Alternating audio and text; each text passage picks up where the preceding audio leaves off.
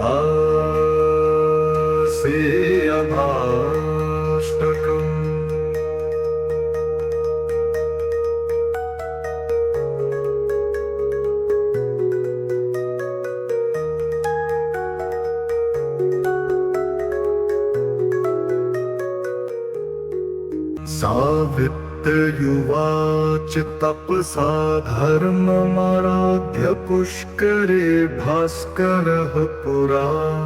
धर्मं सूर्यसुतं प्राप्य धर्मराजं नमाम्यहम्। समता सर्वभूतेषु यस्य सर्वस्य साक्षिणः।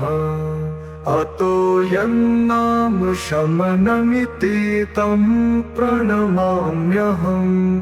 येनान्तश्च कृतो विश्वे सर्वेषां जीविनां परम्। कामानुरूपं कालेन तं कृतान्तं नमाम्यहम्। बिभर्ति दण्डं दण्डाय पापिनां शुद्धिहेतवे। नमामि तं दण्डधरं यः शास्ता सर्वजीविनां। विश्वं च कलयत्येव यः सर्वेषु च सन्ततम्। अतीव दुर्निवार्यं च तं कालं प्रणमाम्यहम्। तपस्वी ब्रह्मनिष्ठो यः संयमी संजितेन्द्रिय।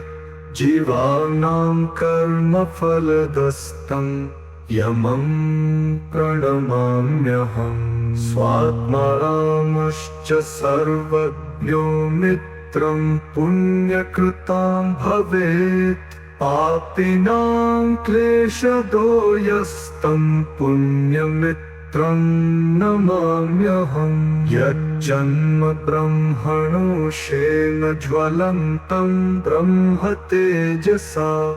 यो ध्यायति परं ब्रह्म तमीशं प्रणमाम्यहम्। इत्युक्त्वा सा च सावित्री प्रणमामयमं मुने। यमस्तां शक्तिभजनं कर्मपाकमुवाचः। इदं यमष्टकं नित्यं प्रातरुत्थाय यः पठेत्यमात्मस्य भयं नास्ति। सर्वपापात् प्रमुच्यते। महापापी यदि पठेन्नित्यं भक्तिसमन्वितः। यमः करोति संशुद्धं कायव्यूहेन निश्चितम्। तपसा धर्ममाराध्य पुष्करे भास्करः पुरा। धर्मं सूर्यसुतं प्राप्य धर्मराजं नमाम्यहम्। समता सर्वभूतेषु यस्य सर्वस्य साक्षिणः। अतो यन्नाम शमनमिति तं प्रणमाम्यहम्। येनान्तश्च कृतो विश्वे सर्वेषां जीविनां परम्। कामानुरूपं कालेन तं कृतान्तं नमाम्यहम्। बिभर्ति दण्डं दण्डाय पापिनां शुद्धिहेतवे। नमामि तं दण्डधरं यः शास्ता सर्वजीविनां। विश्वं च कलयत्येव यः सर्वेषु च सन्ततम्। अतीव दुर्निवार्यं च तं कालं प्रणमाम्यहम्। तपस्वी ब्रह्मनिष्ठो यः संयमी संजितेन्द्रिय।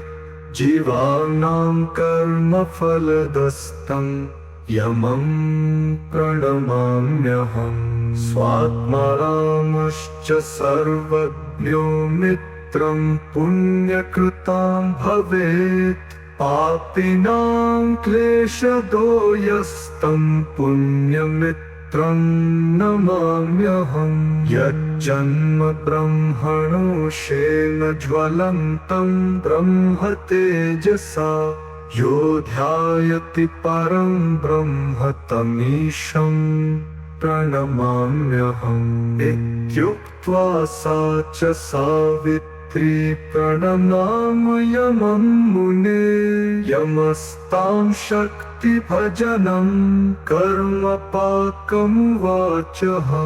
इदं यमष्टकं नित्यं प्रातरुत्थाय यः पठेत्यमात्मस्य भयं नास्ति सर्वपापात् प्रमुच्यते महापापी यदि पठे नित्यं भक्तिसमन्वितः यमः करोति संशुद्धं कायव्यूहेन निश्चितम् तपसा धर्ममाराध्य पुष्करे भास्करः पुरा धर्मं सूर्यसुतं प्राप्य धर्मराजं नमाम्यहम् समता सर्वभूतेषु यस्य सर्वस्य साक्षिणः अतो यन्नाम शमनमिति तं प्रणमाम्यहम् येनान्तश्च कृतो विश्वे सर्वेषां जीविनां परं कामानुरूपं कालेन तं कृतान्तं नमाम्यहम् बिभर्ति दण्डं दण्डाय पापिनां शुद्धिहेतवे नमामि तं दण्डधरं यः शास्ता सर्वजीविनां विश्वं च कलयत्येव यः सर्वेषु च सन्ततम् अतीव दुर्निवार्यं च तं कालं प्रणमाम्यहम् तपस्वी ब्रह्मनिष्ठो यः संयमी सञ्जितेन्द्रिय जीवानां कर्मफलदस्तं यमं प्रणमाम्यहम् स्वात्मारामश्च सर्वज्ञो मित्रं पुण्यकृतां भवेत् पापिनां क्लेशदो यस्तं पुण्यमित्रं नमाम्यहम् यज्जन्म ब्रह्मणोषेण ज्वलन्तं ब्रह्म तेजसा यो ध्यायति परं ब्रह्म तमीशं प्रणमाम्यहम् इत्युक्त्वा सा च सावित्री प्रणमामयमं मुने यमस्तां शक्तिभजनं कर्मपाकमुवाचः इदं यमष्टकं नित्यं प्रातरुत्थाय यः पठेत्यमात्मस्य भयं नास्ति सर्वपापात् प्रमुच्यते महापापी यदि पठे नित्यं भक्तिसमन्वितः यमः करोति संशुद्धं कायव्यूहेन निश्चितम् तपसा धर्ममाराध्य पुष्करे भास्करः पुरा धर्मं सूर्यसुतं प्राप्य धर्मराजं नमाम्यहम् समता सर्वभूतेषु यस्य सर्वस्य साक्षिणः अतो यन्नाम शमनमिति तं प्रणमाम्यहम् येनान्तश्च कृतो विश्वे सर्वेषां जीविनां परं कामानुरूपं कालेन तं कृतान्तं नमाम्यहम् बिभर्ति दण्डं दण्डाय पापिनां शुद्धिहेतवे शुद्धिहेतवे नमामि तं दण्डधरं यः शास्ता सर्वजीविनां विश्वं च कलयत्येव यः सर्वेषु च सन्ततम् अतीव दुर्निवार्यं च तं कालं प्रणमाम्यहम् तपस्वी ब्रह्मनिष्ठो यः संयमी सञ्जितेन्द्रिय जीवानां कर्मफलदस्तं यमं प्रणमाम्यहम् स्वात्मारामश्च सर्वज्ञो मित्रं पुण्यकृतां भवेत् पापिनां क्लेशदो यस्तं पुण्यमित्रं नमाम्यहम् यज्जन्म ब्रह्मणोषेण ज्वलन्तं ब्रह्म तेजसा यो ध्यायति परं ब्रह्म तमीशं प्रणमाम्यहम् इत्युक्त्वा सा च सावित्री प्रणमामयमं मुने यमस्तां शक्तिभजनं कर्मपाकमुवाचः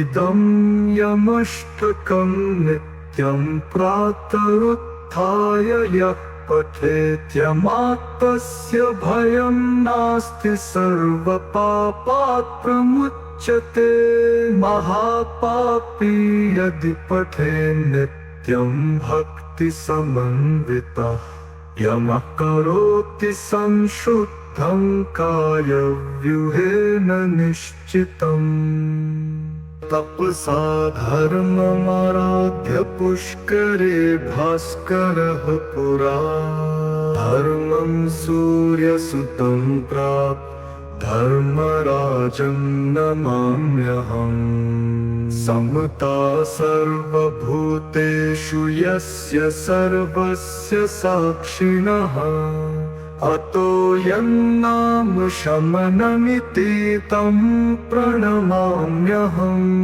येनान्तश्च कृतो विश्वे सर्वेषां जीविनां परं कामानुरूपं कलेन तं कृतान्तं नमाम्यहम् बिभर्ति दण्डं दण्डाय पापिनां शुद्धिहेतवे नमामि तं दण्डधरं यः शास्ता सर्वजीविनां विश्वं च कलयत्येव यः सर्वेषु च सन्ततम् अतीव दुर्निवार्यं च तं कालं प्रणमाम्यहम् तपस्वी ब्रह्मनिष्ठो यः संयमी सञ्जितेन्द्रिय जीवानां कर्मफलदस्तं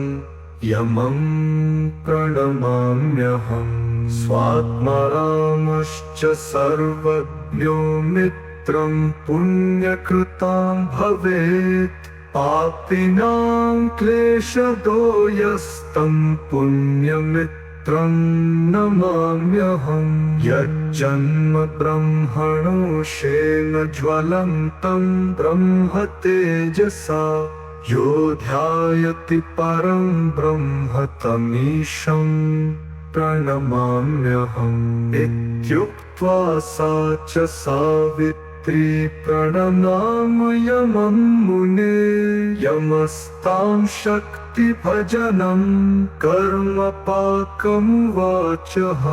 इदं यमष्टकं नित्यं प्रातरुत्थाय यः पठेत्यमात्मस्य भयं नास्ति सर्वपापात् प्रमुच्यते महापापी यदि पठे नित्यं भक्तिसमन्वितः यमः करोति संशुद्धं कायव्यूहेन निश्चितम् तपसा धर्ममाराध्य पुष्करे भास्करः पुरा धर्मं सूर्यसुतं प्राप्त धर्मराजं नमाम्यहम् समता सर्वभूतेषु यस्य सर्वस्य साक्षिणः अतो यन्नाम शमनमिति तं प्रणमाम्यहम्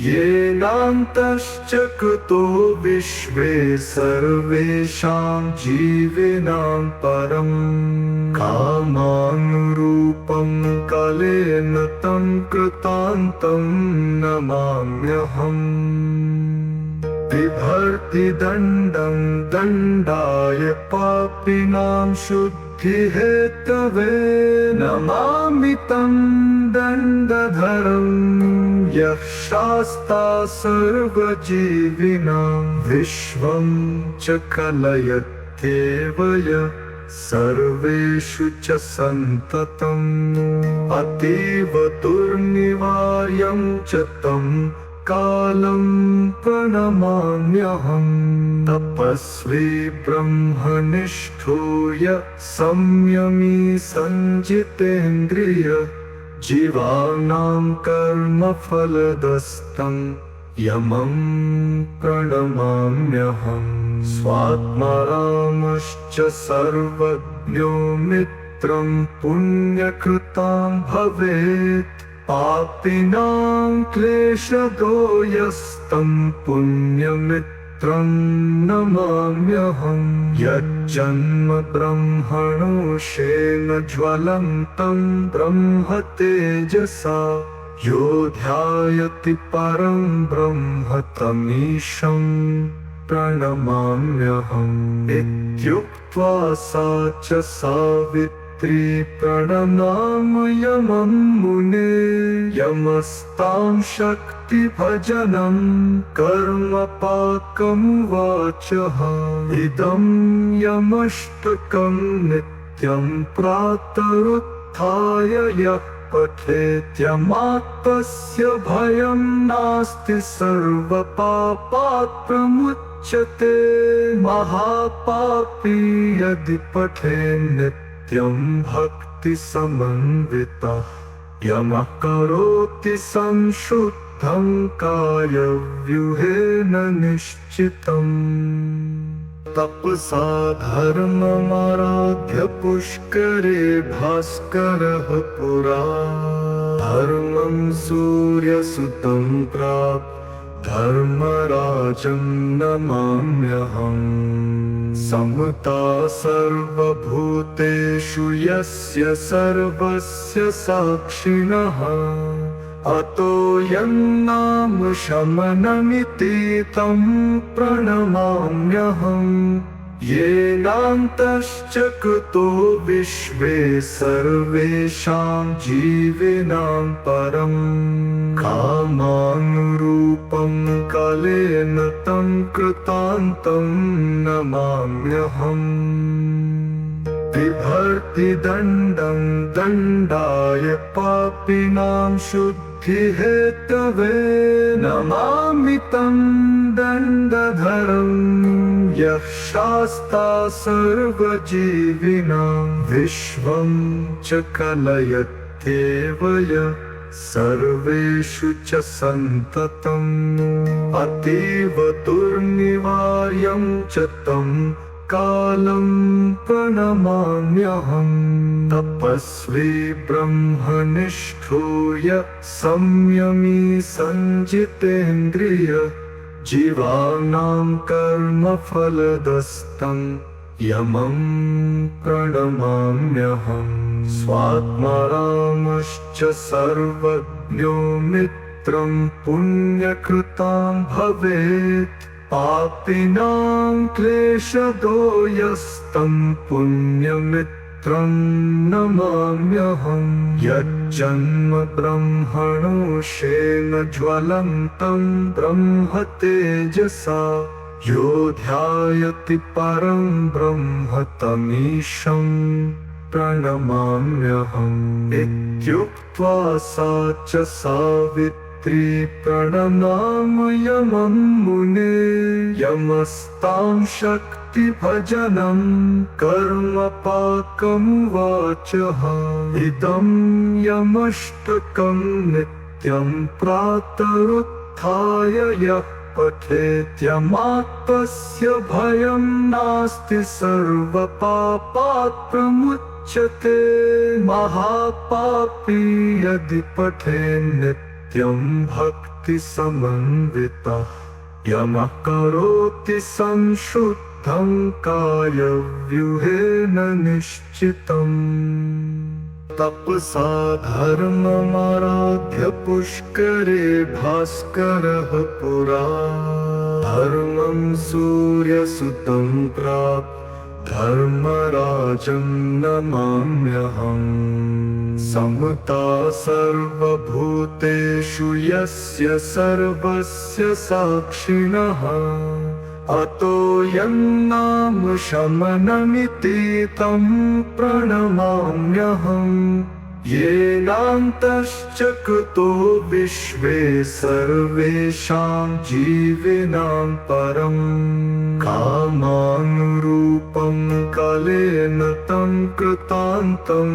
नमाम्यहम् बिभर्ति दण्डं दण्डाय पापिनां शुद्धिहेतवे नमामि तं दण्डधरं यः शास्ता सर्वजीविनां विश्वं च कलयत्येव यः सर्वेषु च सन्ततम् अतीव दुर्निवार्यं च तं कालं प्रणमाम्यहम् तपस्वी ब्रह्मनिष्ठो यः संयमी संजितेन्द्रिय जीवानां कर्मफलदस्तं यमं प्रणमाम्यहम् स्वात्मारामश्च सर्वज्ञो मित्रं पुण्यकृतां भवेत् पापिनां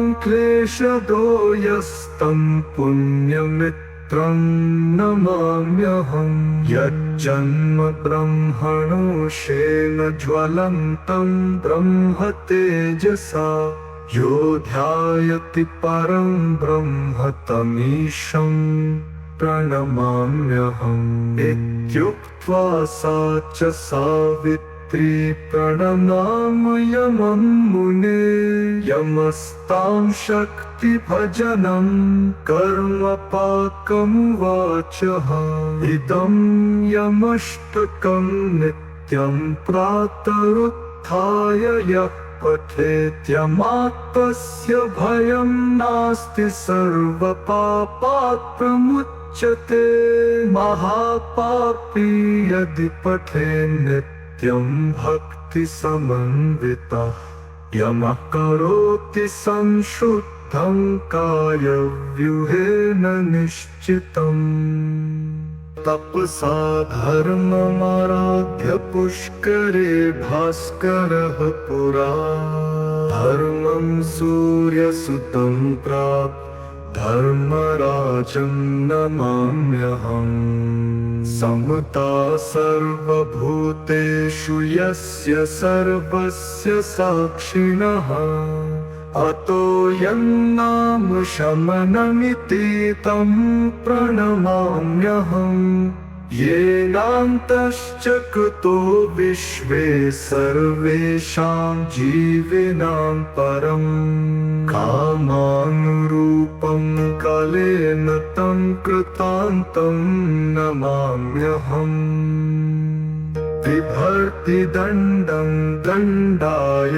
पापिनां शुद्धिहेतवे नमामि तं दण्डधरं यः शास्ता सर्वजीविनां विश्वं च कलयत्येव यः सर्वेषु च सन्ततम् अतीव दुर्निवार्यं च तं कालं प्रणमाम्यहम् तपस्वी ब्रह्मनिष्ठो यः संयमी संजितेन्द्रिय जीवानां कर्मफलदस्तं यमं प्रणमाम्यहम् स्वात्मारामश्च सर्वज्ञो मित्रं पुण्यकृतां भवेत् पापिनां क्लेशदो यस्तं पुण्यमित्रं नमाम्यहम्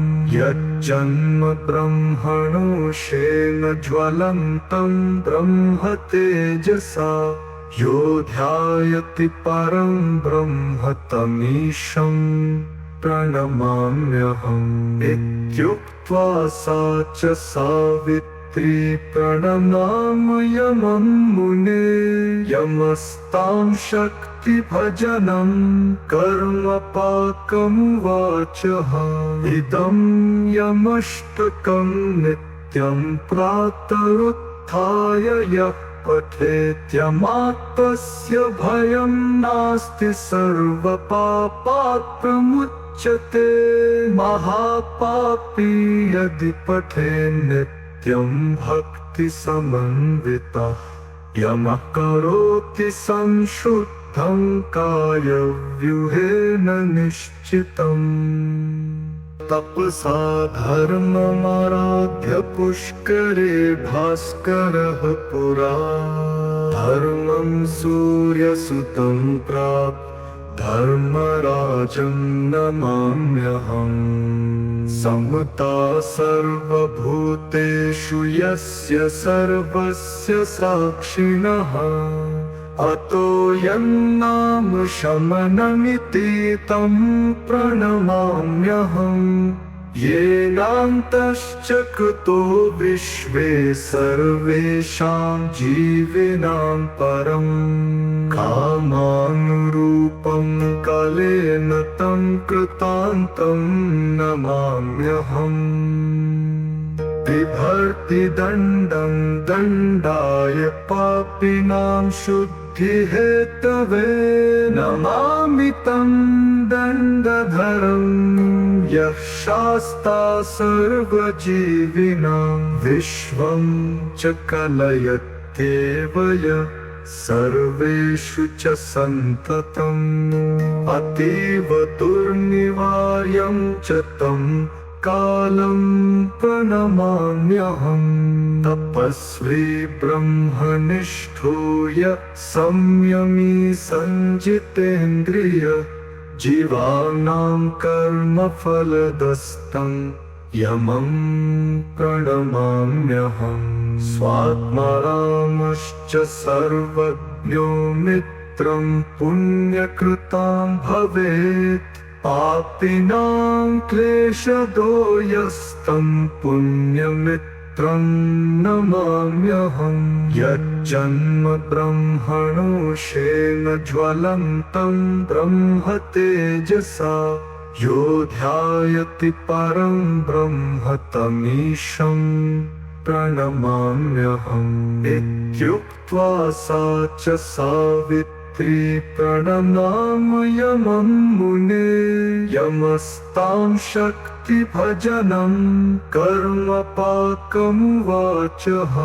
इदं यमष्टकं नित्यं प्रातरुत्थाय यः पठेत्यमात्मस्य भयं नास्ति सर्वपापात् प्रमुच्यते महापापी यदि पठे नित्यं भक्तिसमन्वितः यमः करोति संशुद्धं कायव्यूहेन निश्चितम् तपसा धर्ममाराध्य पुष्करे भास्करः पुरा धर्मं सूर्यसुतं प्राप्य धर्मराजं नमाम्यहम् समता सर्वभूतेषु यस्य सर्वस्य साक्षिणः अतो यन्नाम शमनमिति तं प्रणमाम्यहम्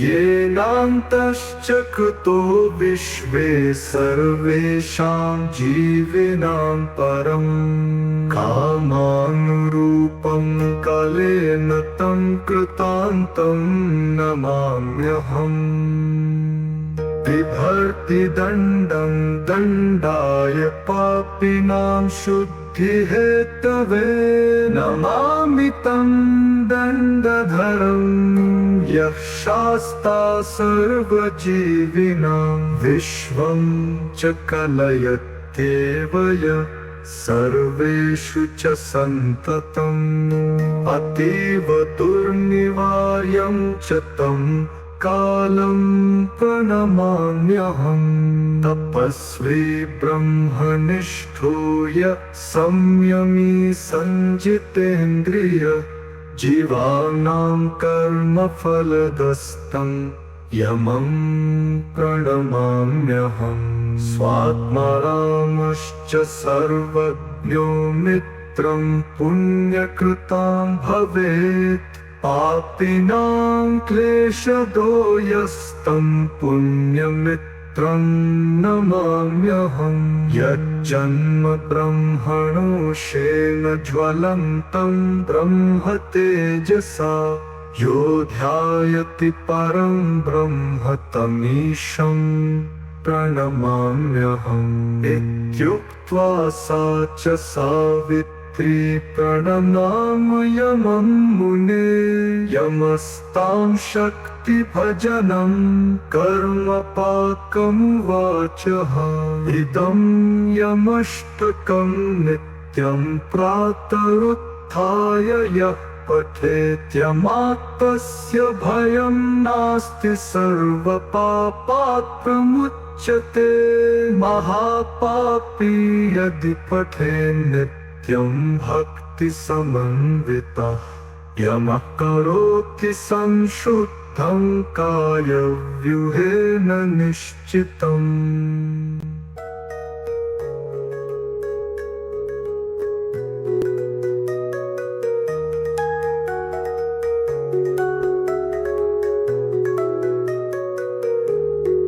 इति श्रीमद्देवी भागवते महापुराणे नवम स्कन्धे 31 अध्यायः।